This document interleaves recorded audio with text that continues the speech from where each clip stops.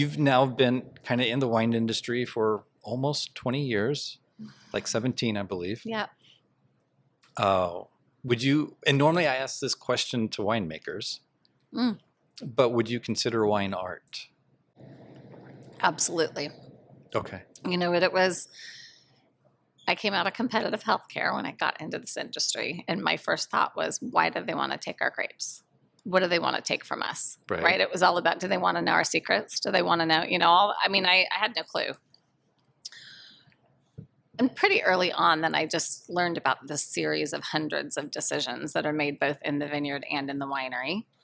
And I saw a lot of the difference in decision making come through the wines that were made by the other winemakers and the types of questions that they were asking about how Jimmy would have handled a certain situation, or what his fermentation temperatures were, or, the whole process that they were doing their best to mimic it. Right. But they definitely had their own expression. And that's when I really learned that, no, it is wide open, right? And it is an art for sure.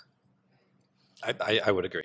I would agree. Yeah. And Jimmy's approach to winemaking too, I think, helped me learn that. He was using 2.5 ton fermenters, making 2,500 cases when he passed away. And he did that so he could have multiple blending components.